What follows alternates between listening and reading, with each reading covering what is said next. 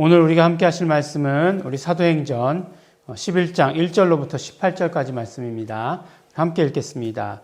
유대에 있는 사도들과 형제들이 이방인들에게도 하나님 말씀을 받았다 함을 들었더니 베드로가 예루살렘에 올라갔을 때에 할례자들이 hil란하여 가로되 내가 무할례자의 집에 들어가 함께 먹었다 하니 베드로가 저희에게 이 일을 차례로 설명하여 가로되 내가 욥바성에서 기도할 때에 비몽사몽간의 환상을 보니 큰 보자기 같은 그릇을 내 귀에 매어 하늘로부터 내리워 내 앞에까지 들이우거늘 이것을 주목하여 보니 땅에 네 발 가진 것과 들짐승과 기는 것과 공중에 나는 것들이 보이더라. 또 들으니 소리 있어 내게 이르되 베드로야 일어나 잡아먹으라 하거늘 내가 가로되 주여 그러할 수 없나이다. 속되거나 깨끗지 아니한 물건은 언제든지 내 입에 들어간 일이 없나이다 하니 또 하늘로부터 두 번째 소리 있어 내게 대답하되 하나님이 깨끗하게 하신 것을 내가 속되다 말라 하더라.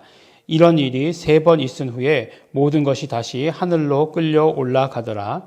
마침 3사람이 내 우거한 집 앞에 섰으니 가이사랴에서 내게로 보낸 사람이라. 성령이 내게 명하여 아무 의심 말고 함께 가라 하심에 이 6 형제도 나와 함께 가서 그 사람의 집에 들어가니 그가 우리에게 말하기를 천사가 내 집에 서서 말하되 내가 사람을 요바에 보내어 베드로라 하는 시몬을 청하라. 그가 너와 내 온 집에 구원을 얻을 말씀을 내게 이르리라 함을 보았다 하거늘 내가 말을 시작할 때에 성령이 저희에게 임하시기를 처음 우리에게 하신 것 같이 하는지라. 내가 주의 말씀에 요한은 물로 세례를 주었으나 너희는 성령으로 세례 받으리라 하신 것이 생각났노라.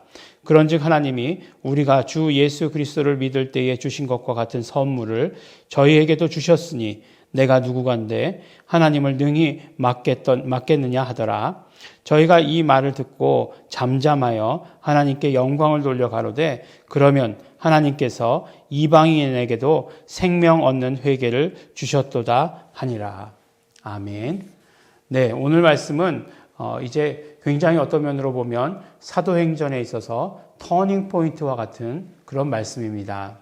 물론 우리가 사도행전의 터닝 포인트라고 생각하면 어디를 생각하냐 하면 사도행전 9장을 생각해요.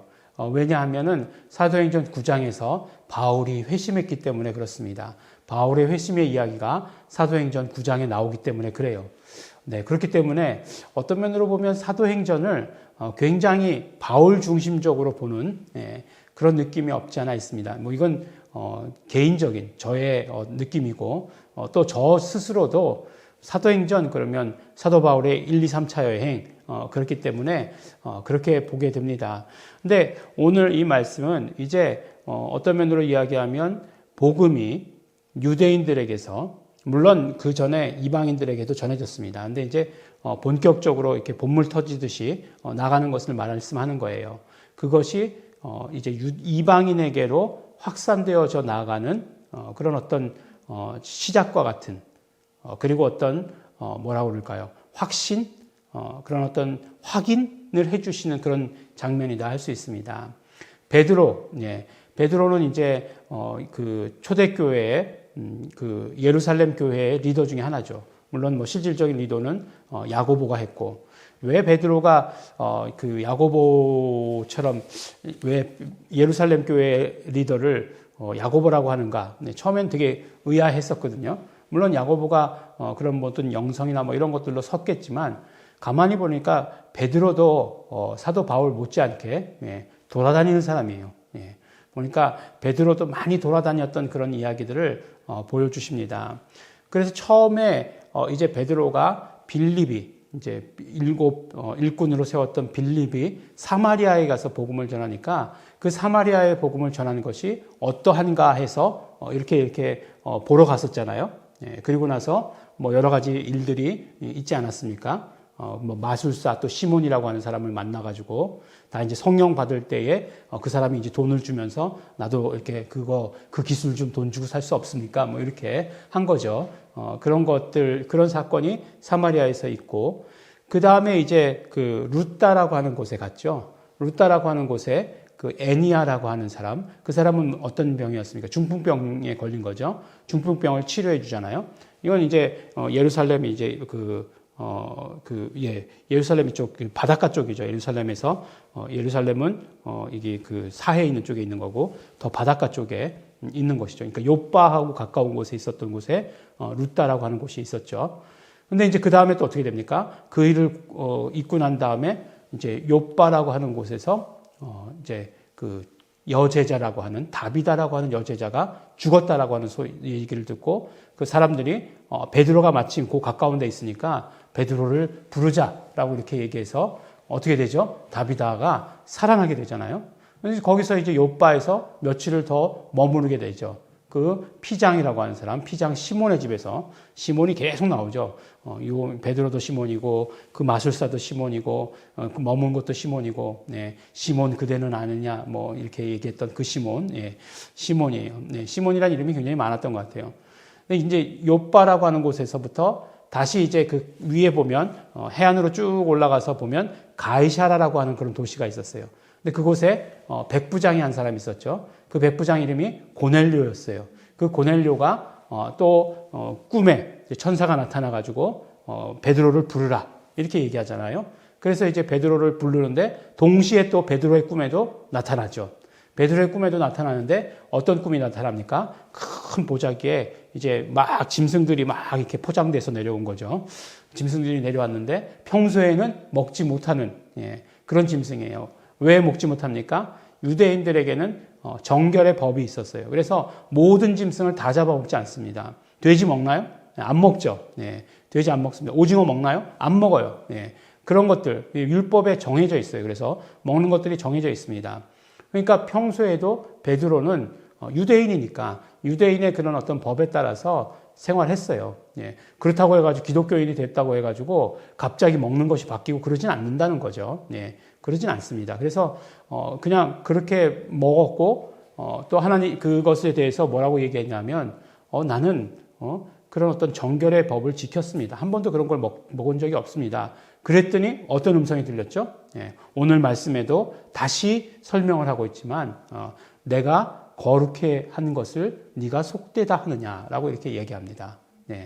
이것은 결국 무엇에 대한 이야기죠? 이방인들에 대한 이야기예요. 지금까지는 보니까 오늘 말씀에도 보니까 이제 그 가이사라에 가서 고넬료의 집에 가서 복음을 전하고 그 다음에 성령이 임하시는 것을 봤어요. 그죠? 그래서 안수하고 거기를 침례를 줬습니다. 그 온 집에. 그랬더니 당장 예루살렘으로 돌아왔을 때 어떤 일이 일어나요? 할례자들이 힐난하여 라고 이렇게 얘기하죠. 할례자들이라고 하는 것은 그러면은 여기서 그냥 유대교를 믿는 유대인들을 말하겠습니까? 아니죠. 유대파, 유대인이면서 예수님을 영접한 사람을 말하는 거죠. 그러니까 이 사람들에게 있어서 어떤 면으로 이야기하면 그 복음이라고 하는 것도 유대인들에게 한정된 그런 복음이라고 하는 거예요. 그러니까 어떤 예수님이라고 하는 분이 정말 복음을 가르쳤지만 그 한계를 유대인들이다, 할례받은 사람에게다라고 한계를 지은 거죠. 그런 한계를 가지고 있었어요. 제자들도 어떤 면으로 보면 유대인들이잖아요. 유대인들 제자들이잖아요. 그렇기 때문에 그 한계를 벗어나는 것이 그렇게 쉽지 않았을 것입니다. 그렇지만 성령께서 계속해서 강력한 역사를 하시고 그 다음에 우리가 성령 받을 때에 일어났던 일과 똑같은 일들이 그들에게도 일어나는 것을 내가 보았다라고 이렇게 이야기를 하는 것이에요. 그것은 결국 무엇이냐? 바로 오늘 마지막에 말씀하신 것처럼 저희가 이 말을 듣고 잠잠하여, 저희는 누구겠습니까? 할례파라는 사람들이겠죠. 할례자들이라고 하는 사람들. 잠잠하여 가로되 그리고 하나님께 영광을 돌려 가로되 그러면 하나님께서 이방인에게도 생명 얻는 회개를 주셨도다라고 이렇게 고백을 합니다. 이것은 무엇이냐? 바로 이제 이방인들에게 이 복음이 본물 터지듯이 나아가게 되는 것을 말씀하는 것이죠. 베드로가 있었던 요빠라고 하는 곳, 이제 어느 곳인가 이렇게 봤더니 이제 아주 그냥 그 사마리아 지역에서 사마리아 지역이 있잖아요. 이제 예루살렘에서 위에 사마리아, 그 다음에 위에 갈릴리잖아요. 근데 이제 예수님께서 사마리아 지역을 거쳐서 갈릴리로 가셨죠. 수가성 여행 나올 때 원래는 그쪽으로 가지 않고 요단강을 건너서 위로 가서 이렇게 간다고 합니다. 근데 이제 이쪽은 해안 지역이에요. 요바라고 하는 곳은. 지금의 어디냐? 지금 그 텔 아비브라고 하는, 텔 아비브 그러면은 이제 이스라엘에서 텔 아비브는 실질적인 그 수도죠. 그리고 지금 막 전쟁이 막 이제 일어나는 곳이죠. 뭐 텔 아비브를 향해서 막 포를 쏘는 거죠. 그 밑에가 가자 지구고, 그래서 막 쏜다고 이렇게 하는데, 뭐 난리가 났죠, 지금도. 전쟁이 나가지고 이스라엘에서는 비행기로 가서 폭격하고, 막 이렇게 로켓포를 쏘면 그것도 다 막아내고, 하여간 뭐 대단한 나라예요. 그래서 그런 일들이 지금도 일어나고 있는 그곳인데, 바로 베드로가 있었던 곳, 요바라고 하는 곳이 그곳입니다. 지금의 텔 아비브라고 하는 곳, 그것이다라고 이렇게. 텔이라고 하는 것은 언덕, 뭐 그런 뜻이래요. 몽마르트, 그러니까 몽이 뭐 언덕이잖아요. 그러니까 마르트 언덕, 뭐 이런 것처럼 텔도 그런 뜻이랍니다. 제가 또 여러 나라 말을 갑자기 하는데, 근데 뭐 텔 아비브는 봄이래요. 그러니까 봄의 언덕, 뭐 이런 뜻을 가지고 있다고 합니다. 안 가봐서 몰라요. 근데 하여간 이제 글로 배우는 거죠. 글로 배우고, 요새는 또 유튜브라는 게 있지 않습니까? 딱 한 번만 쳐보면 거기 찍어온 사람들이 다 올려놨어요. 그렇기 때문에 갔다 온 것보다도 훨씬 더 자세하게 또 설명 들으면서 볼 수 있는 그런 장점이 있습니다. 근데 어쨌든지 간에 보니까 이 복음이 결국 이방인들에게 전해질 때 그 해안 지방으로 가더라고요. 해안 지방으로 왜 갔겠습니까? 그때 요바가 어디였겠어요? 요바는 항구예요. 항구입니다. 그러니까 계속해서 이렇게 복음이 어떤 퍼져나가는 것을 말하는 거죠. 계속해서 이렇게 복음이 퍼져나가는 것. 그것을 이제 의미하는 것입니다. 그래서 이제 요바라고 하는 곳은 나중에 바울과도 연관이 있어요. 바울과도 연관이 있고, 그 다음에 우리 다시스로 가라고 하는 그 명령을 어겼던 사람, 요나도 요바에서 배를 타고 가다가 어디죠? 큰 물고기에 삼키는 것. 그곳이 다 요바라고 하는 그 항구입니다. 굉장히 친해졌죠, 우리가. 요바라고 하는 항구가. 아침마다 들으니까 굉장히 친해지는 것 같죠. 그래서 이 일들을 통해서 결국 복음이 이방인들에게 얼마나 감사합니까? 결국 우리에게도 전해지기 시작한 것이죠. 어떤 면으로 얘기하면 복음의 서진 그러는데 그때부터 이렇게 시작된 것이 아닌가. 예루살렘으로부터 서쪽이잖아요. 서쪽으로 이렇게 가서 거기서부터 이제 배를 타고 서쪽으로 이렇게 전파되기 시작했다라고 이렇게 우리에게 알려주십니다. 너무나 재미있는 이야기가 많아요. 어떻게 알았을까? 그 다음에 참 그때 당시 사람들은 지금처럼 한번 막 자기네들이 이것이다라고 생각하면 뭐 우기고 막 싸우고 그러지 않고 베드로의 이야기를 듣더니 그렇군요 라고 이렇게 다 수긍도 하고 그런 모습을 보면서 야 정말 이때가 좋았구나라는 그런 생각을 합니다. 뭐 아무리 뭐 증거하고 얘기해도 지금처럼 아니요 뭐 그러면 아무 말 할 수도 없는데 이렇게 해서 결국에는 복음이 전해지게 되는구나라는 그런 사실들을 우리가 보게 됩니다.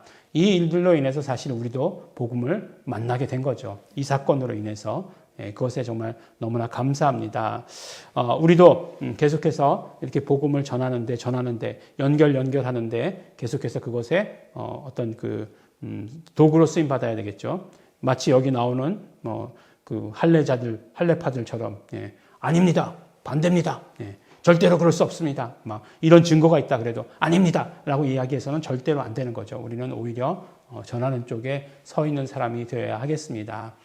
기도하겠습니다. 하나님 아버지 감사합니다. 오늘 아버지 하나님의 말씀을 우리가 보면서 우리 정말 이방인들에게도 복음의 문이 열리게 된 것, 생명 얻는 회개가 열리게 된 것 너무나 감사하고 고맙습니다. 우리도 이를 인하여서 아버지 하나님 예수님을 영접하게 하여 주시옵시고 예수의 이름을 알게 하여 주시옵시고 또 우리도 아버지 하나님 이제 정말 그 복음을 전하는 자들 되게 하여 주시옵시고 또 땅끝까지 이르러서 아버지 하나님 이 우리의 사명들을 연결할 사람이 되게 하여 주신 것 너무나 감사하고 고맙습니다. 우리 아버지 정말 아버지 하나님 이 모든 일들에 성령님 역사하여 주시옵시고 성령님 함께하여 주시옵시고 인도해 주시는 것을 우리 마음껏 경험하고 온전히 우리가 순종할 수 있도록 축복하여 주시옵소서. 감사드립니다. 예수님 이름으로 기도드렸습니다. 아멘.